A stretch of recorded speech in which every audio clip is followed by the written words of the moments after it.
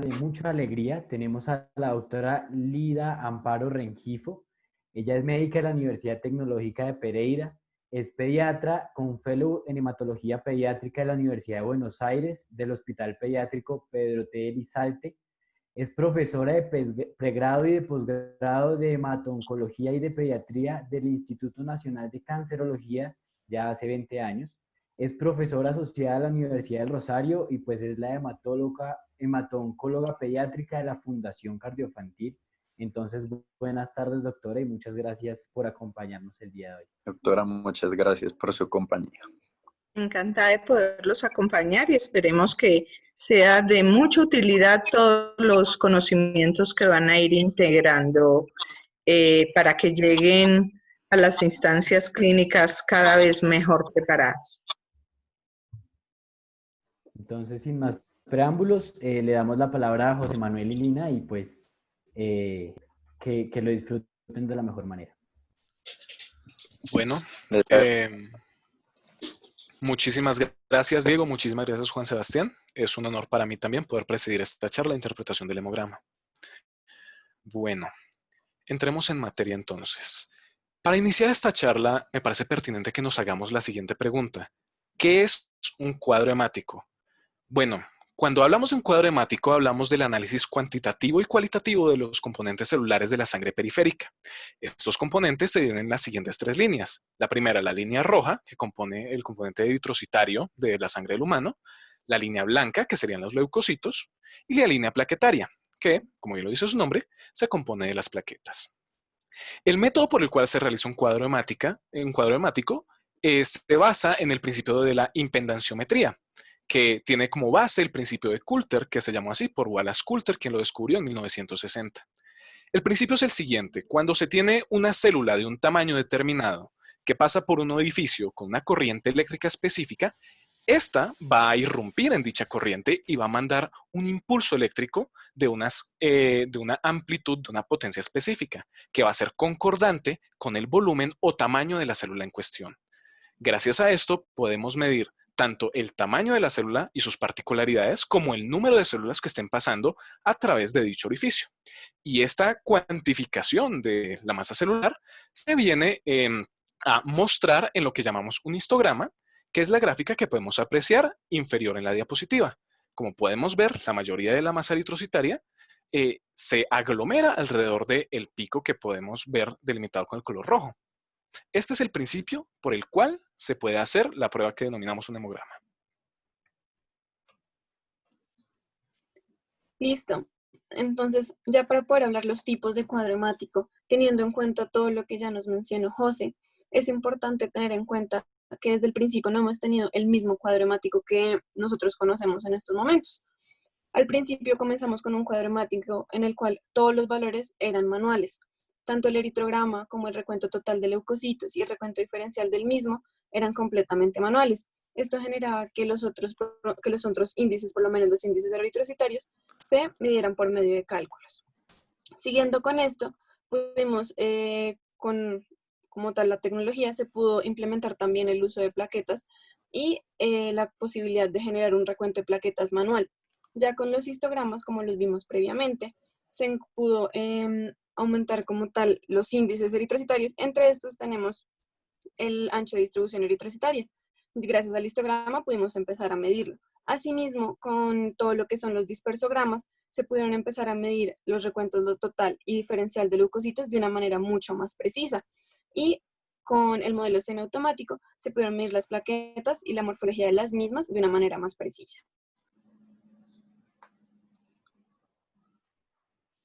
Continuando con el hemograma tipo 4, ya como tal en este tenemos un conteo completamente electrónico y siguiendo con todo lo que son los histogramas, nos permitió para que el hemograma tipo 5 pudiéramos utilizar todos los índices plaquetarios, que ya vamos a ver más en la próxima charla.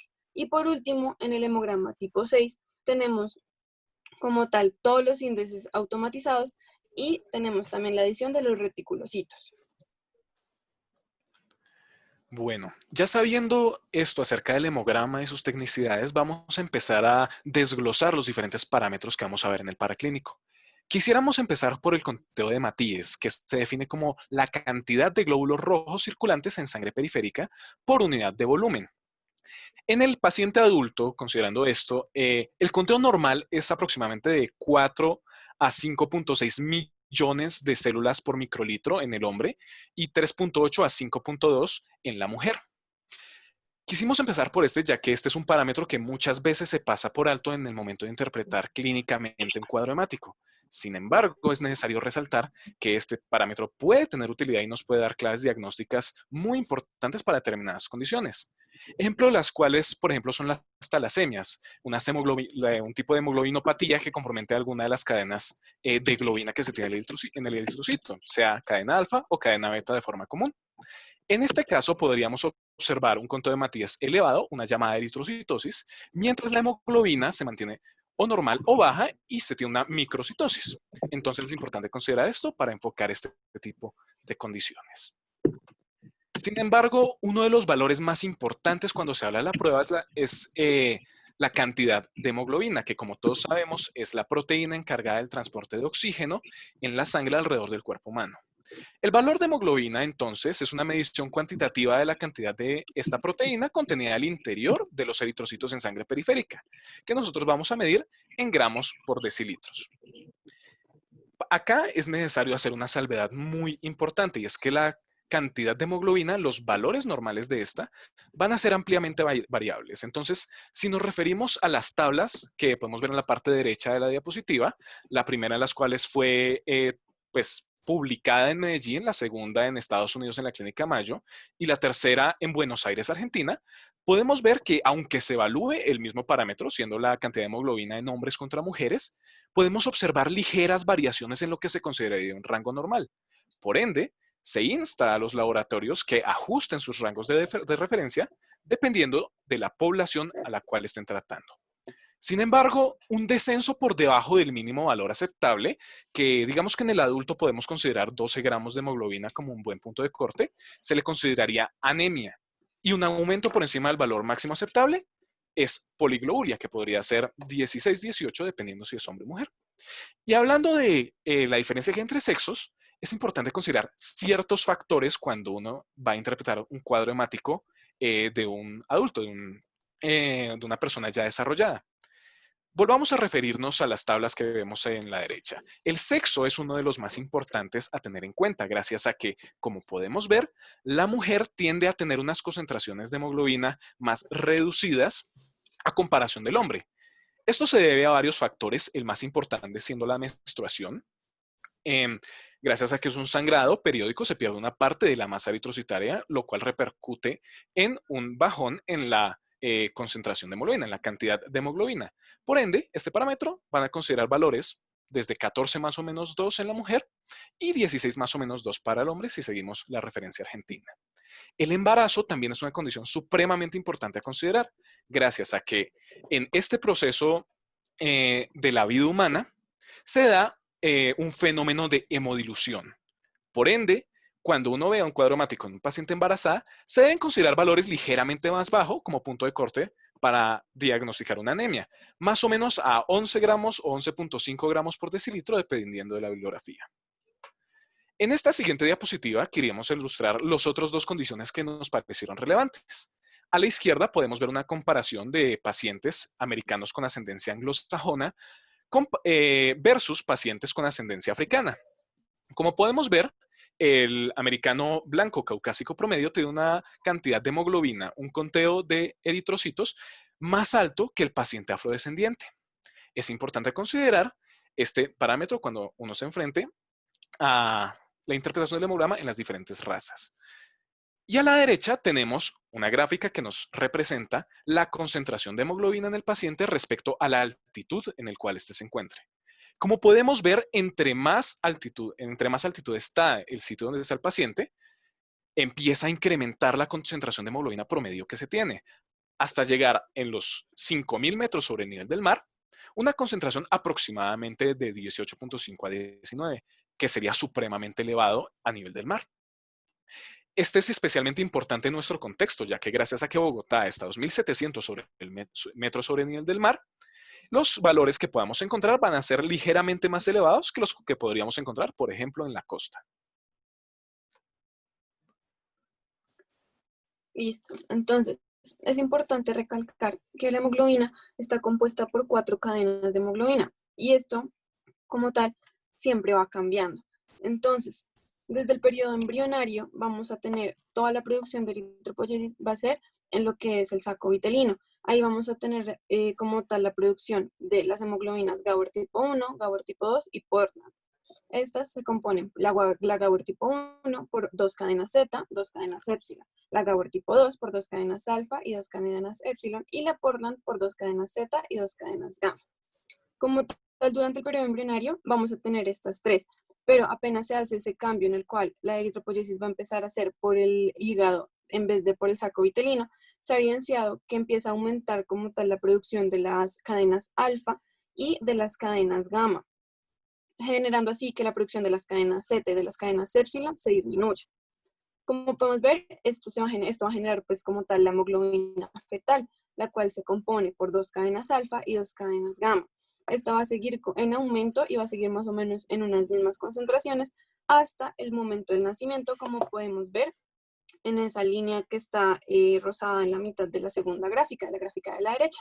En ese punto se genera como tal, se empieza la disminución de la concentración de hemoglobina fetal. Esta va a disminuir más o menos un 2% cada semana, y la hemoglobina adulta, que se compone por 2 cadenas alfa y 2 cadenas beta, empieza a aumentar en ese punto.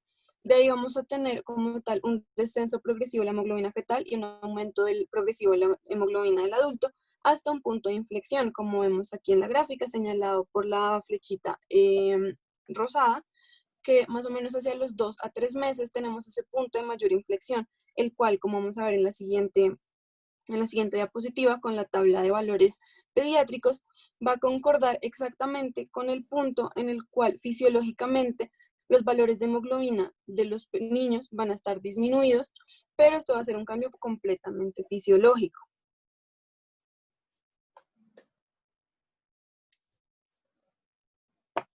Entonces, como podemos ver acá en la tabla, como tal, en todos los niños, los valores los vamos a tener en cuenta dependiendo de su edad y de su sexo. Entonces, para poder identificar una alteración en estos, tenemos que evaluarlo dependiendo de las desviaciones estándar para el promedio de la población, para esa edad y para ese sexo. Como podemos ver acá en esta tabla, se ve que en la hemoglobina los valores de menos 2 desviaciones estándar para los 2 meses llegan a un valor de 9 y luego vuelven a aumentar, lo cual cumple exactamente con lo que había mencionado previamente. Asimismo, se ha visto que como tal, ese paso de un ambiente hipóxico intraútero va a generar que durante ese ambiente hipóxico el paciente, el feto como tal, tiene una saturación de oxígeno más o menos del 70%. Esto genera que la producción de eritroproyetina esté aumentada. Por ende, la eritrogénesis se encuentra aumentada. Al nacer, el niño se enfrenta a un ambiente con mucha más oxígeno. Por ende, la saturación va a aumentarse y ese impulso como tal de hipoxia que genera el aumento de la eritroproyetina se va a disminuir y no vamos a tener esa misma eritropoyesis. Por eso esa reducción va a ser tan drástica y va a cumplir como tal con ese mismo punto a los 2 meses, en el cual tenemos ese punto de inflexión en el cual cambian las dos hemoglobinas, donde ya vamos a tener este estímulo hipóxico y se va a generar de nuevo la eritropoyetina, aumentando como tal esa producción de eritropoyesis. Y esto pues es lo que conocemos normalmente como la anemia fisiológica del lactante.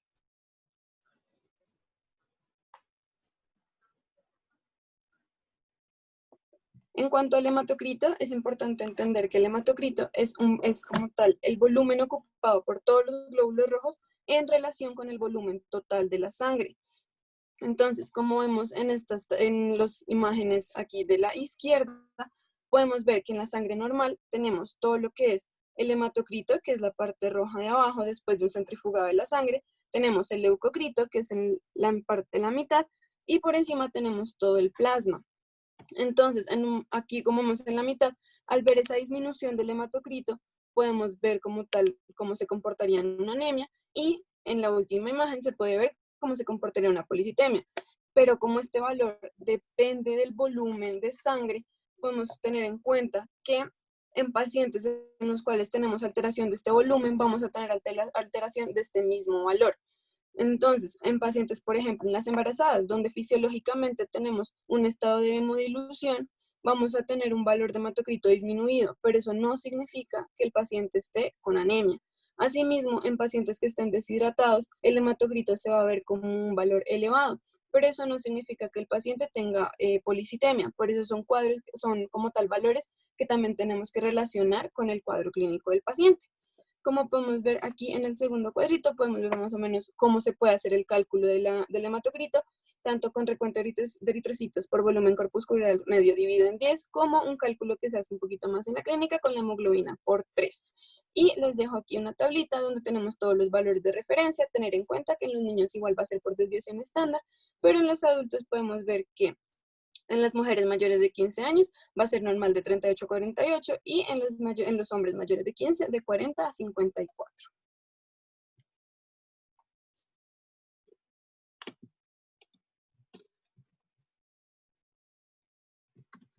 Perfecto. Entonces, ya habiendo hablado de la hemoglobina y el hematocrito, es necesario que empecemos a evaluar los llamados índices corpusculares o índices de Weintraub, el primero de los cuales es el volumen corpuscular medio. Este parámetro lo que expresa es el tamaño promedio de los eritrocitos dado en fentolitros. En adultos, normalmente se considera un valor, un rango normal más bien, entre 80 a 100 fentolitros. Sin embargo, posteriormente vamos a ver que la edad afecta de sobremanera este valor. Inferior a los 80 fentolitros vamos a considerar que el paciente está microcítico y superior a los 100 que está macrocítico. Si se encuentra en el rango normal, lo llamamos normocítico. Es necesario recalcar en la palabra promedio, ya que, como posteriormente vamos a ver en la presentación, la población eritrocitaria no es exactamente homogénea entre sí. Por ende, si se tiene una gran cantidad de eritrocitos macrocíticos y una gran cantidad de eritrocitos microcíticos, el Coulter, que es el contador que hace el hemograma, por promedio matemático nos va a dar un volumen corpuscular medio aparentemente normal. Luego vamos a ver qué parámetro utilizamos para lograr observar esto. Para intentar solidificar este concepto, retirámonos al frotis de sangre periférica que encontramos a la izquierda. Para los miembros del HOSIG, los que estuvieron en la charla de hematopoiesis y ontogenia que se dio anteriormente, recordemos que el tamaño de un eritrocito debería ser concordante con el tamaño del núcleo de un linfocito, que podemos ver acá en el centro del frotis. Si observamos los eritrocitos que se encuentran señalados con las flechas negras, podemos observar que esta regla no se cumple y en realidad están bastante más pequeños de lo que deberían estar. Por ende, consideramos estos eritrocitos como eritrocitos microcíticos.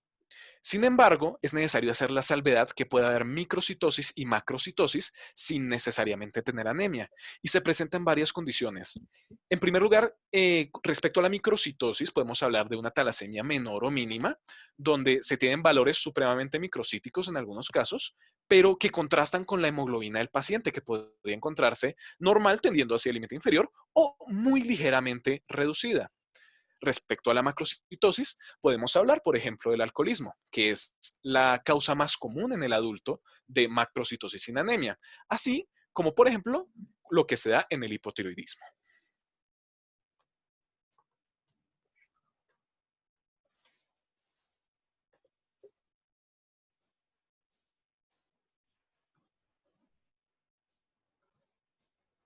Listo, entonces, como se mencionó previamente, el volumen corpuscular medio, pues es la media del volumen de los eritrocitos, o sea, del tamaño de los mismos. Y como estamos en paciente pediátrico, tenemos que acordarnos que esto se va a clasificar de acuerdo a las desviaciones estándar, de acuerdo a la edad del paciente. Entonces, vamos a clasificar la anemia de esta manera. Microcítica cuando tenemos menos de -2 desviaciones estándar. Normocítica entre -2 desviaciones estándar y +2 desviaciones estándar. Y macrocítica por encima de +2 desviaciones estándar. Si estamos en un lugar en el cual no podemos como tener la tabla, existe esta fórmula que nos permite identificar esos dos valores para poder tener como tal una idea sin tener que buscar la tabla. Entonces, para poder saber si es -2 desviaciones estándar, tenemos 70 más la edad del niño, y para saber si es +2 desviaciones estándar, 80 más 0.6 por la edad. Esto funciona principalmente en niños de 2 a 10 años. Perfecto. El segundo índice a evaluar en este caso es la hemoglobina corpuscular media. Esta se define como el valor que representa la cantidad de hemoglobina en picogramos, es decir, estamos hablando de una unidad de peso, que se presenta en cada uno de los eritrocitos del paciente. Los valores normales de este pueden variar dependiendo de la bibliografía, sin embargo, en el paciente adulto vamos a considerar 26 a 31 picogramos como un rango aceptable para estar. Inferior a los 26 picogramos hablamos de hipocromía, superior a los 31 hablamos de hipercromía. Si está en el rango aceptable, hablamos que el paciente está normocrómico. Nuevamente refirámonos al frotis de sangre periférica que se encuentra en la diapositiva. Recordemos que la palidez central de un eritrocito debe ser aproximadamente 1/3 de su tamaño total. Y si podemos ver algunos de los eritrocitos que están marcados en esta foto, por ejemplo, aquel que estoy acá apuntando en el cursor, alguno de estos, vemos que no solo esta regla no se cumple, sino que la palidez central está supremamente aumentada, 2/3 o incluso más. Este hallazgo en frotis nos habla de una hipocromía y es relevante para evaluar este paraclínico en determinadas condiciones.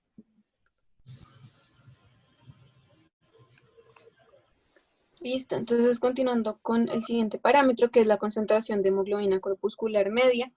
Es importante entender que este es la cantidad de hemoglobina en gramos sobre decilitro de las células rojas empacadas. Entonces, para entenderlo un poco mejor, podemos ver la fórmula, ya que este es un cálculo. Entonces, como tal, se calcula mediante la concentración de hemoglobina dividida en todo el hematocrito y esto se multiplica por 100. Por ende, si tenemos un aumento de la hemoglobina, vamos a tener un aumento de la concentración de hemoglobina corpuscular media. Asimismo, si tenemos una disminución de la misma o un aumento del hematocrito, vamos a tener una disminución de este valor. Como podemos ver en la tabla, ahí tenemos los valores de referencia, entre los cuales para los niños va a depender de la edad y para los adultos vamos a tener de 32 a 38. Fijándonos como tal en la microscopía que tenemos al lado, podemos ver un frotis con una esferocitosis. Entonces, como tal, en la esferocitosis hereditaria, este valor va a estar elevado. Entonces, esta enfermedad se caracteriza principalmente por ser una enfermedad que genera una disfunción o pues una deficiencia en las proteínas del esqueleto del eritrocito. Esto va a generar una inestabilidad de la membrana, lo que nos va a generar como, por ende, una anemia hemolítica no inmune. Y como vemos en la foto, esta inestabilidad de la membrana nos va a generar una alteración como tal en la forma bicóncava del eritrocito y vamos a tener un eritrocito como se ve ahí, el cual va a tener una coloración uniforme por esa misma pérdida como tal de la membrana. En cuanto a la amplitud de distribución eritrocitaria, es muy importante entender que este es un índice de anisocitosis. Eso significa que nos va a mostrar como tal el porcentaje en cuanto a la diferencia de tamaños que tenemos de los eritrocitos. Entonces, este índice como tal lo vamos a ver desde 2 puntos. Está el de desviación estándar, que nos muestra como tal la frecuencia al 20% de los tamaños de los eritrocitos que tenemos. Y tenemos el coeficiente de variabilidad, que nos muestra la primera desviación estándar, o sea, la cantidad de eritrocitos que son más o menos el 68.2% de frecuencia. Entonces, si vemos en la tabla, como podemos ver en la gráfica, el volumen corpuscular medio está en la mitad. Entonces, si nos imaginamos como tal, si esta tabla lo que hiciera sería aumentar la cantidad de microcíticos y aumentar la cantidad de macrocíticos, podríamos tener un volumen corpuscular medio, el cual puede continuar en el mismo punto, pero la amplitud de distribución eritrocitaria va a aumentarse, ya que vamos a tener una curva un poco más aplanada, pero una curva un poco más ancha. Entonces es importante tener en cuenta que los valores de referencia van a ser más o menos de 11.5 a 15.1. Cuando estos los tenemos disminuidos, lo que nos hace referencia es a que tenemos pues unos eritrocitos ya más que todo como de los mismos tamaños, pero si estos están aumentados ya podemos entender que pues como tal tenemos anisocitosis en la sangre periférica. Perfecto. Para esta siguiente sección quisiéramos resaltar algunos paraclínicos, algunos laboratorios que se piden en conjunto al hemograma y que son esenciales para enfocar al paciente con patología eritroide. Empecemos con el conteo de reticulocitos. Y si nos acordamos de la hematopoiesis y de la eritropoiesis, sabemos que este es un precursor eritroide inmediatamente anterior al glóbulo rojo maduro. ¿Cuáles son sus características? Bueno, en primer lugar, aún tiene fragmentos de ARN, de material genético, de organelos al interior de su citoplasma. Y en segundo lugar, podemos decir que este es ligeramente más grande que el eritrocito normal, que el disco bicóncavo. Cabe hacer una anotación que estos fragmentos de ARN no se ven en una coloración de Giemsa o de Wright, que es la que normalmente se utiliza para el frotis de sangre periférico. Es necesario utilizar una coloración especial llamada azul de cresil brillante o azul de crisol brillante para poderlos evidenciar. Como lo vemos en la imagen a la derecha, los fragmentos de ARN se tiñen de esta coloración azul profunda, lo cual nos da cuenta de que son reticulocitos los que estamos viendo. Sin embargo, su aumento va a denotar esfuerzo medular compensatorio a alguna condición, una regeneración medular, que si consideramos un rango normal aproximadamente de 0,5 a 2%, y si esto está por encima de lo normal, lo llamaremos reticulocitosis, que es un hallazgo muy usual en condiciones como lo son las anemias hemolíticas en general. Sin embargo, la reticulocitopenia o la disminución de los reticulocitos por debajo del 0,5% es clínicamente relevante y se puede encontrar en condiciones como lo son las anemias aplásicas. Sin embargo, es necesario hacer el siguiente remarque porque hay posibilidad de que nos enfrentemos a un paciente con un cuadro hemolítico que uno vaya y vea y tiene los reticulocitos en porcentaje normal o incluso bajos. Esto puede tener varias causas. Una de las comunes es que en un proceso hemolítico de larga data puede hacer que el cuerpo agote las reservas de ácido fólico debido a la hiperregeneración que se está dando. Gracias a esto se puede dar una anemia megaloblástica secundaria que puede entonces bajar el conteo de reticulocitos. Entonces, estas dos anemias se verían sobreagregadas. Por último, es necesario decir que nosotros debemos ajustar el conteo de reticulocitos respecto al grado de anemia que se tenga en el paciente. La razón de esto es que el conteo porcentual normal se da considerando un paciente con hematocrito, con hemoglobina, en rangos normales y por definición absoluta, en la anemia no se tienen los rangos normales, están disminuidos. Entonces utilizamos la siguiente fórmula para corregir los reticulocitos. La cuenta de reticulocitos corregidos es equivalente a el porcentaje de reticulocitos, es decir, el recuento porcentual normal, por el hematocrito del paciente sobre el hematocrito normal en promedio, que se considera 45. Utilizando esta fórmula, podemos corregir la fórmula reticulocitaria en un paciente con anemia. Asimismo, pues ya hablando un poco más de hemólisis, queremos hacer breve mención de algunos laboratorios que son de vital importancia para enfocar a un paciente en un cuadro hemolítico. En primer lugar, tenemos la lactato deshidrogenasa, que, como sabemos, es una enzima que se encuentra en la amplia mayoría de las células del cuerpo al interior de su citoplasma. En el caso de la hemólisis se va a encontrar elevado por el hecho de que la lisis de las células eritroides va a sacar todo el contenido citoplasmático hacia el medio, incluyendo las enzimas, entre ellas la lactato deshidrogenasa. Las bilirrubinas, por su parte, son esenciales en el perfil hemolítico, gracias a que se van a encontrar elevadas a expensas de la bilirrubina indirecta. La aptoglobina, por su parte, aptoglobina libre, debo resaltar, se va a encontrar disminuida por el hecho de que la aptoglobina se pega o se liga a la hemoglobina libre en sangre, transportándola en sí por el cuerpo, disminuyendo entonces su concentración medida. Por último, cabe resaltar que en el parcial de orina uno va a tener varios hallazgos relevantes, entre ellos el urobilinógeno en concentraciones elevadas.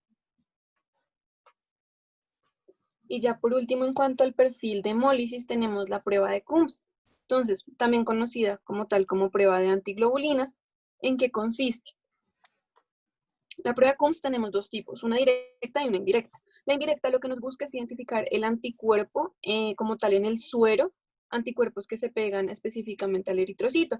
Entonces lo que uno identifica es que utiliza el suero del paciente y coloca un eritrocito pues ya como tal conocido con su reagente que nos va a ayudar pues a identificar estos anticuerpos cuando ya estén unidos al eritrocito. Esto se utiliza principalmente en las mujeres embarazadas en las cuales sean RH negativo y se quiera ver como tal la posible isoinmunización. Y ya la directa, que es la que vamos a utilizar en este perfil de hemólisis, lo que hace, lo que busca es que tengamos esos eritrocitos unidos, esos anticuerpos unidos a los eritrocitos. Entonces lo que se utiliza es que se utiliza los eritrocitos del paciente con pues, los anticuerpos que pensamos que tiene unidos, se limpia el suero y se utiliza el reagente que pues serían las antiglobulinas que vamos a utilizar para poder después mirar de una manera ya más cualitativa y pues eso por eso mismo también es muy, muy dependiente pues como tal de la persona que nos esté generando pues este reporte, ya que se va a ver por microscopía y vamos a ver la aglutinación de los eritrocitos. Asimismo también en este mismo CUMS directo podemos tener un CUMS directo fraccionado. El CUMS directo fraccionado lo que nos va a medir principalmente es los anticuerpos calientes que se refieren al IgG, entonces este se mide principalmente en temperaturas elevadas como 37 grados centígrados. Los anticuerpos fríos o también conocidos como crioglutininas se miden principalmente la IgM y se mide en temperaturas bajas como 31 grados centígrados. Y por último también tenemos la posibilidad de detectar complemento con esta prueba. Perfecto. Entonces, ya para finalizar con este último bloque, queremos aglomerar todos los conceptos aprendidos el día de hoy e integrarlos en dos casos clínicos que les tenemos preparados. El primero de ellos es este, un paciente masculino de 2 años, 3 meses de edad que nos llega a consulta con los siguientes hallazgos en el cuadro hemático. Entonces, empecemos en orden. Recuento de glóbulos blancos, pues digamos que ese es el tema de la charla del día de mañana. Sin embargo, mirando los valores podemos afirmar lo siguiente. No está citopénico. Dejémoslo ahí por el momento. Asimismo, pues no se tiene una citopenia en la línea de las plaquetas. Ya habiendo dicho esto, pasemos a la interpretación del eritrograma, donde vamos a observar el recuento de glóbulos rojos y la hemoglobina disminuida. Recordemos que esto es un paciente pediátrico de 2 años, entonces los valores van a ser ligeramente inferiores a lo que se tiene en el adulto. Sin embargo, 7,36 gramos por decilitro ya se sale de esa disminución. Podemos considerar que esto es una anemia franca que se confirma a sí mismo por el hematocrito disminuido. Referente al volumen corpuscular medio, lo vemos en 90,41 femtolitros. Lo que en un adulto sería normal en el paciente pediátrico no lo es.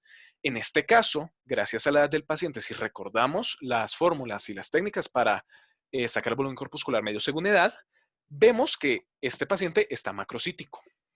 Hay una aparente macrocitosis en este caso que posteriormente vamos a evaluar a ver qué es. La concentración de hemoglobina corpuscular media y la hemoglobina corpuscular media están en rangos normales, por ende estamos hablando de una anemia normocrómica. Y la distribución eritrocitaria está también en rangos normales, está relativamente homogéneo con 13,86%. Ahora, ya sabiendo esto, podemos observar el recuento de reticulocitos que va a ser clave para dar un enfoque a este paciente. Como podemos ver, está en 34,5%. Si consideramos valores normales de 0,5 a 2%, vemos que hay una franca reticulocitosis en el paciente que nos habla de una hiperregeneración medular. Si esto lo sumamos a que hay una ferritina pues, en 626 nanogramos por mililitro, que pues, básicamente con eso sabemos que una anemia ferropénica esto no es, y que hay una hiperbilirrubinemia a expensas de la bilirrubina indirecta, podemos orientar nuestro diagnóstico hacia una anemia hemolítica, que posteriormente es necesario que se determine si es inmune o no inmune. Y este siendo el segundo caso, que comparte ciertas cosas con el anterior, pero es necesario resaltar ciertos elementos que son absolutamente claves. Empecemos en orden entonces otra vez. Conteo de glóbulos blancos. Como podemos ver, este está bastante aumentado, 16.300. Una paciente femenina de 9 años, 10 meses de edad, lo normal es que no tenga esta cuenta de leucocitos, sobre todo cuando consideramos que esta se da más que todo a expensas de neutrófilos, con 12.600 en absolutos. En un paciente que se esperaría que la fórmula leucocitaria esté repartida entre linfocitos y neutrófilos. Este concepto lo vamos a ver en la charla de mañana. Asimismo, hay una ligera trombocitosis en el recuento de las plaquetas. Siempre tengan estos parámetros en mente. Ahora sí, vamos a interpretar el eritrograma. Hemoglobina, nuevamente está baja para la edad. Con 8,26 podemos considerar que el paciente está francamente anémico. Se vuelve a repetir este fenómeno donde el volumen corpuscular medio está ligeramente elevado, con 92,6. Digamos que en esta edad no es lo más normal del mundo que pasen de valores de 86 femtolitros. Nuevamente, concentración de hemoglobina corpuscular media y hemoglobina corpuscular media están normales. Sin embargo, cuando vemos el ancho de distribución eritrocitaria, vemos que está en 17.3%. Es decir, está con una anisocitosis franca. Si esto lo acoplamos con el conteo de reticulocitos, podemos hacer la siguiente aseveración. En este caso está en 30.8, que también habría una reticulocitosis, una hiperregeneración medular.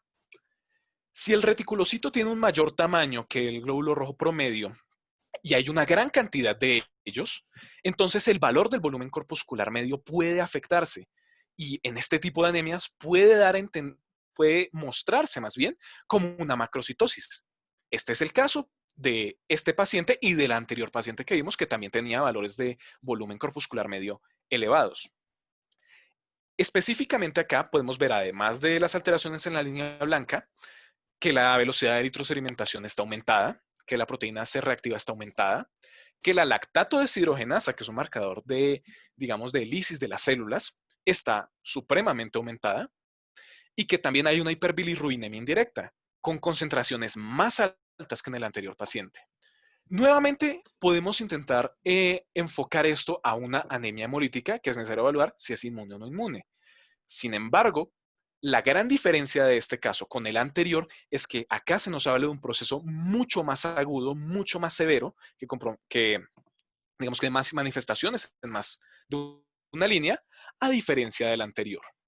Entonces, como podemos ver, estos dos casos clínicos nos da una enfermedad que es anemia hemolítica con dos comportamientos sumamente distintos. Es importante resaltar estos comportamientos al momento de enfrentarnos a un paciente con anemia hemolítica o con cualquier tipo de patología eritroide. Bueno, ya habiendo terminado eso, concluimos con la charla del día de hoy y pasamos a una sesión de resolución de preguntas.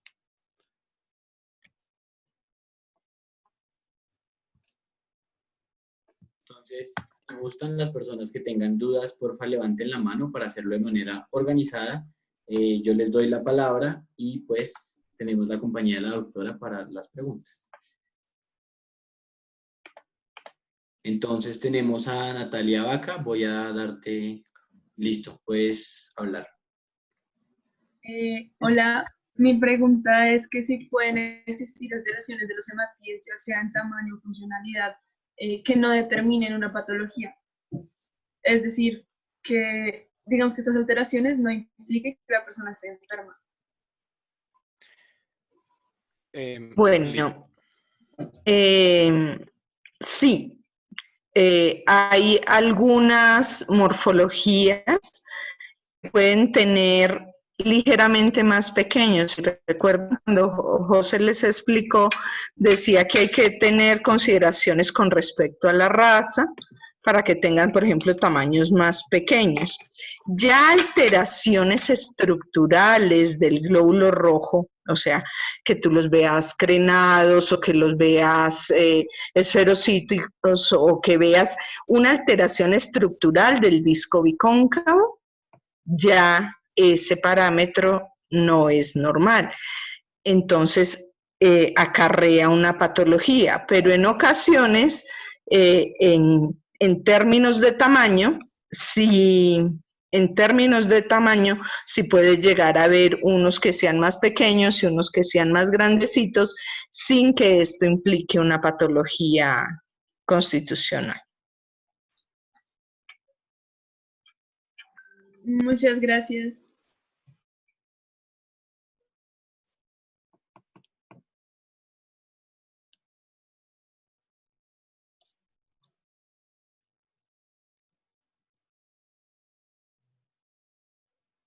Bueno, Natalia sigue con la mano levantada. No sé si es lo mismo o... Y también... No, señor, es que no sé cómo bajar la mano. Listo, tranquila. Y también tenemos a Lisa María. Entonces, te doy la palabra. Hola, buenas tardes, noches. Yo quisiera preguntar, me dejó un poquito en duda la situación en la que existe anemia hemolítica, pero no hay un aumento de los reticulocitos. O sea, como en qué tipos de anemia podría generar ese escenario.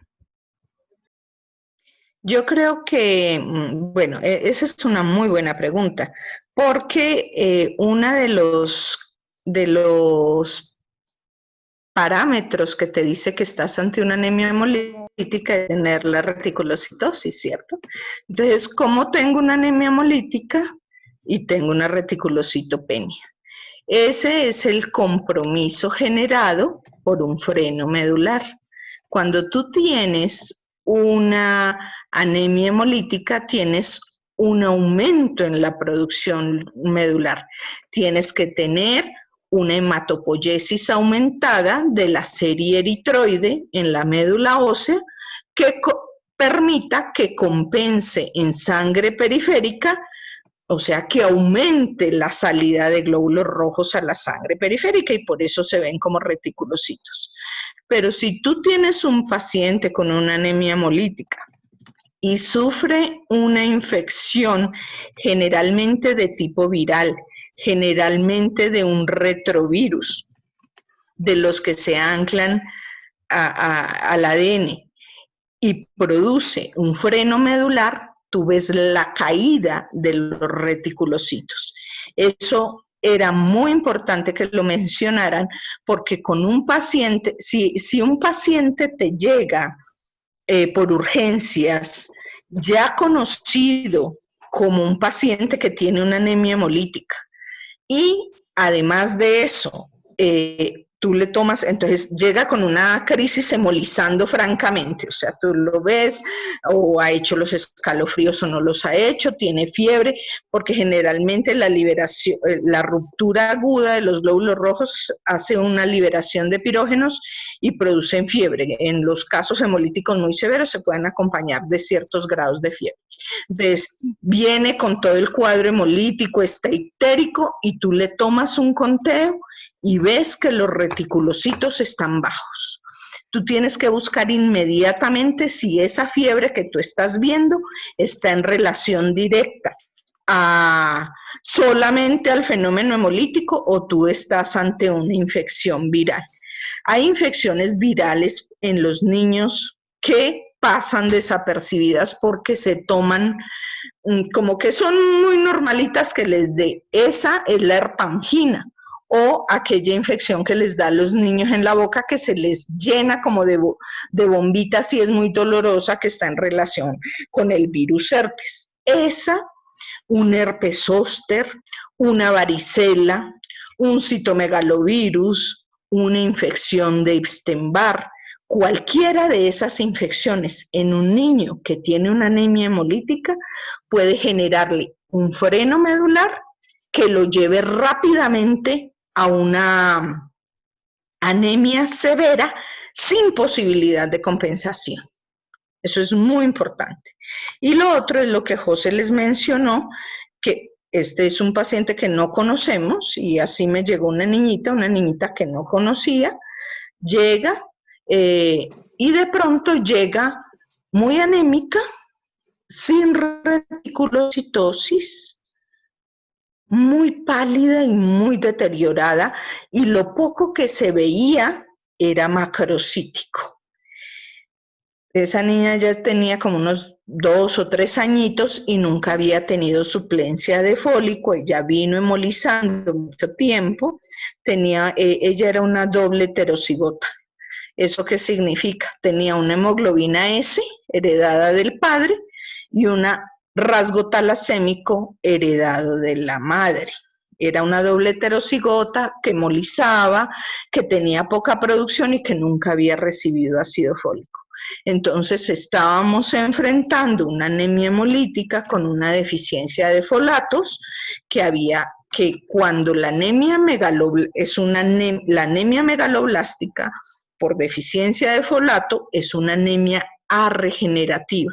O sea, no tiene con qué regenerar sus glóbulos rojos y ella necesitaba o tenía un turnover de glóbulos rojos mucho más alto. Entonces, inicialmente compensó con sus depósitos hasta que se le agotaron y empezó a entrar como en una anemia aplásica, entre comillas, que es generada por la deficiencia de folato. Cuando se le aportó el ácido fólico, empezaron a salir todas las cosas de su morfología y empezó a subir en forma compensatoria sus reticulocitos. Esos son los eventos posibles dentro de un paciente. Hay que tener mucho cuidado, por ejemplo, en las adolescentes y en los pacientes adultos que tienen anemias hemolíticas Kunz positivas, o sea, anemias hemolíticas autoinmunes, que también pueden hacer una infección viral de cualquier tipo, ni hablar si es una Epstein-Barr. Acuérdese que cuanto más grande adquieres el Epstein-Barr, más duro es el cuadro clínico, y entran en una fase aplásica que puede ser muy difícil, porque si yo tengo un esferocito, pues le pongo glóbulos rojos nuevos, o si tengo falciforme, le pongo glóbulos rojos. Pero si yo tengo una anemia Kunz positiva, eso lo van a ver cuando vean las hemolíticas, me veo en una seria dificultad si tengo un freno medular, o sea, si el paciente en sí no puede compensar. Dejen ese pedacito para las siguientes clases. ¿Les quedó claro? Hija, ¿te quedó claro? Sí, señora, muy buena explicación, muchas gracias. Listo, entonces, bueno, gracias por tu pregunta. Sigue Nicolás. Bueno, buenas tardes, doctora. Muchas gracias a todos por la charla. De verdad que fue una charla muy provechosa. Pues yo quiero aprovechar. Nicolás, acércate al micrófono, no se te escucha. Sí, señora. Yo quiero aprovechar para hacer. ¿Ahora sí se escucha mejor? Sí. Bueno, entonces quiero aprovechar para realizar la siguiente pregunta. Entonces, en el contexto de un paciente lactante que tiene pues aproximadamente 4 meses, sé que hay un periodo de anemia fisiológica secundario al cambio de producción hematopoyético de hígado a médula ósea, ¿sí? Entonces, yo quisiera saber cómo puedo diferenciar una anemia patológica de esa anemia fisiológica en ese periodo determinado. Muy buena pregunta. Lina lo mostró. Cuando tenemos la anemia fisiológica es entre el segundo y el tercer mes. Tú tienes que determinar el valor de hemoglobina que tiene de acuerdo a sus desviaciones estándar. En la filmina que Lina puso, José, ¿será que puedes ir hacia atrás y poner en la tablita de Lina? Ella muestra como el punto más bajo es de 9 de hemoglobina para el segundo mes de vida y 9,5 para el tercer mes de vida. Un poco más. No, a ver, un poquito más atrás. Ahí. No sé, ¿ven mi cursor? No. José, muestra acá el segundo mes de vida. Acá. Sí. Eso. Miren el valor de las 2 desviaciones estándar ahí. Y mire el de los 3 a los 6. Entonces, si tú tienes un valor por debajo de eso, lo consideras que estás ante un cuadro anémico contundentemente. O sea, lo tienes. Si tú tienes menos de 9,5 al tercer mes de vida, tienes una anemia. Entonces tienes que estudiarla. El tema es si tú lo tienes justo ahí, que es como muchas veces llega el paciente. Entonces, ¿qué tienes que hacer? La vigilancia clínica. Por eso, entonces tienes que ver que ese paciente que te llegó a las menos 2 desviaciones estándar y está justo allí, evolucione hacia la mejoría. Es muy importante ese tiempo en el niño, porque es justo cuando empiezan a manifestarse todas las anemias congénitas. Entonces, entre el segundo y el sexto mes es un momento en el que tenemos que vigilar con mucho cuidado al paciente para estar seguros que no va a empezar a hacer una manifestación clínica. Entonces, tú no le puedes decir, bueno, tiene 9, justo en el fin, justo en el borde. Tranquilo, venga cuando venga dentro de 3 meses o qué sé yo. No, tú tienes que estar ojo con ese paciente que está borderline. Esa es como la parte importante del cuadro hemático, hacer el seguimiento del paciente. ¿Te quedó claro? Sí, sí, señora, muchísimas gracias. Bueno, además de eso, por supuesto, tú tienes que tener los otros parámetros, porque si tú lo tienes homogéneo, si tienes un RDW que es normal, si tú le hiciste un frotis está bien, y si viste una ferritina que está perfecta, porque acuérdense que lo primero que tenemos es la anemia ferropénica, eso lo van a ir viendo más adelante, pues tú vas concatenando un montón de cosas, ves que no tiene, como les mostró José, una eritrosedimentación aumentada, ver que no tiene clínica de infección. Entonces, todo el cuadro hemático solito como tal no hace toda la tarea. Aquí estamos empezando por esto, pero la idea de esto es que ustedes tengan una herramienta fuerte que les hable del paciente, que tú digas, ay, mira ese RDW, mira esa velocidad de sedimentación, uy, está voladísima. Este niño no está bien, por más de que los parámetros estén ahí. ¿Ok? Entonces ese niño es el que tú tienes que vigilar. Listo, sí, señora. Muchísimas gracias, doctora.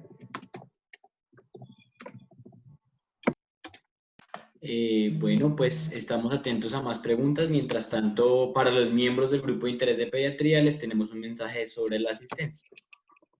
Listo, entonces para la asistencia ya vamos a mandar el link. Es un Google Forms igualito al de la primera presentación.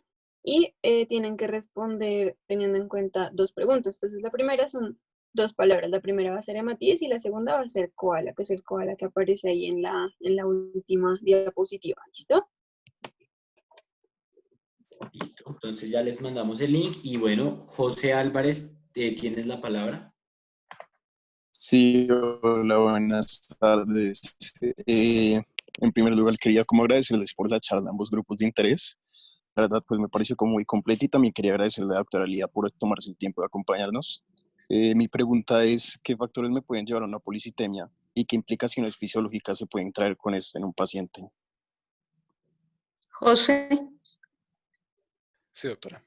Bueno, respecto a la policitemia, podemos hablar de 2 diferentes fenómenos. Podemos tener una policitemia primaria, que sería el síndrome mieloproliferativo crónico que llamamos policitemia vera, que es una enfermedad maligna. O podemos tener tipos de policitemias secundarias a diferentes factores. Hay varias cosas que nos puede dar este fenómeno, que sería un aumento de la hemoglobina por encima de los límites normales. Por ejemplo, causas cardiovasculares son comunes que, debido a un mecanismo de hipoxia, se pueda generar una estimulación de la eritropoyetina y un aumento subsecuente de la masa eritrocitaria.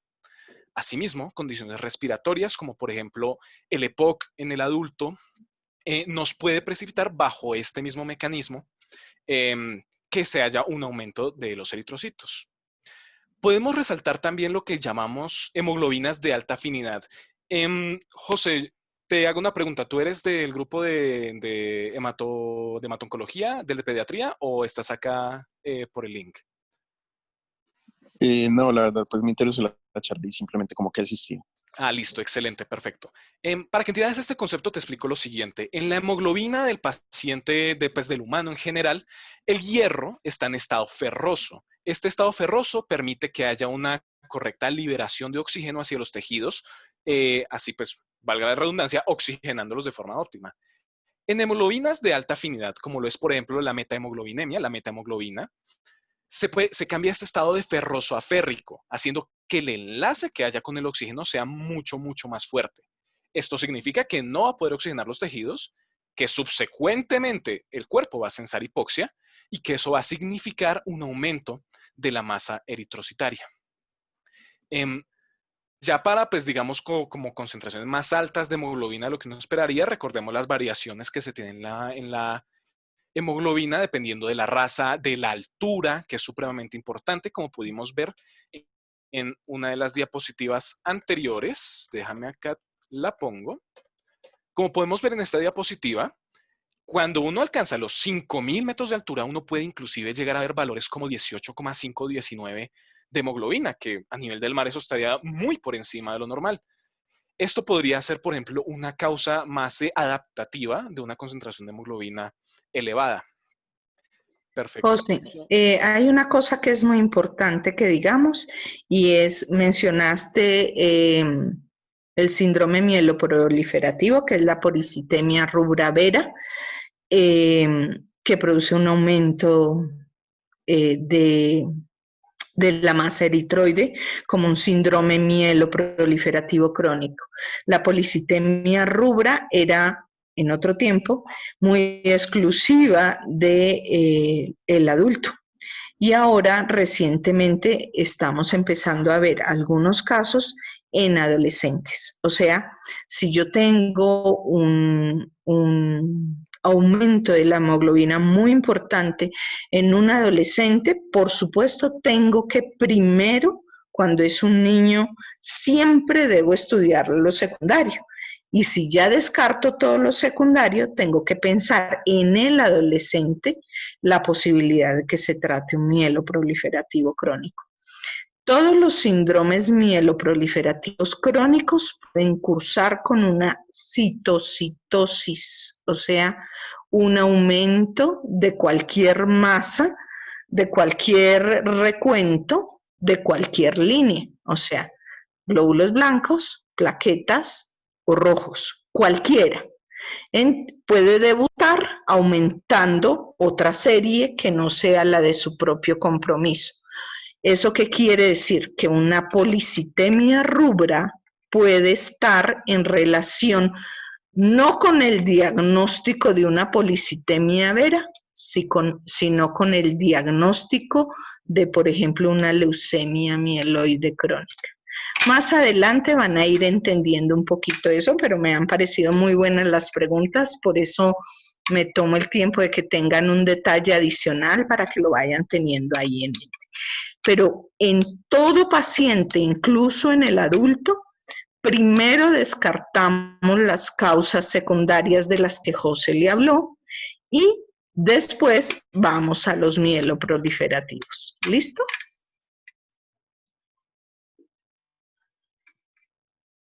Muchas gracias, doctora.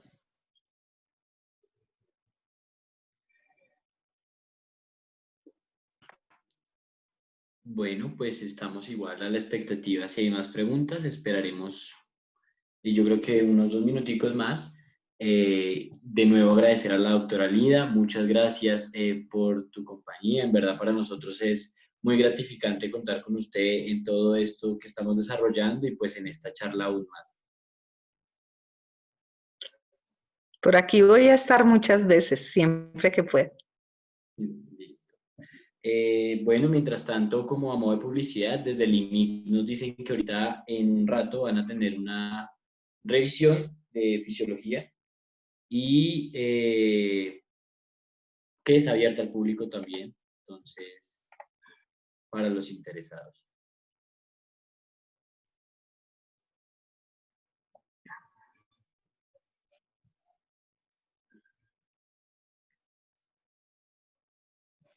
Pues yo creo que no hay preguntas por este momento. El último mensaje sería cordialmente invitados a todos. Mañana, como vieron, el día de hoy hablamos de la línea roja, entonces invitamos a todos los participantes a que mañana nos acompañen para hablar de línea blanca y plaquetaria, que también es un tema súper importante, y pues aún más para complementar todo lo que estamos viendo pues en este ciclo de conferencias. Nos vemos mañana entonces todos, chicos. Recuerden que quien más aprende es el que estudia antes de revisar un tema porque le queda consolidado. Den una leidita, así sea cortica, los que asisten, los muchachos que están preparando todos estos temas, pues son los que más aprenden, por supuesto, porque tienen un consolidado fuerte, pero no solo porque soy hematóloga y amo lo que hago, creo que el cuadro hemático es de fuerte impacto, no solo para las enfermedades primarias hematológicas, que es muy importante, es lo que me da de comer, pero además de eso, todos los órganos y sistemas cuando presentan una alteración impactan en la sangre.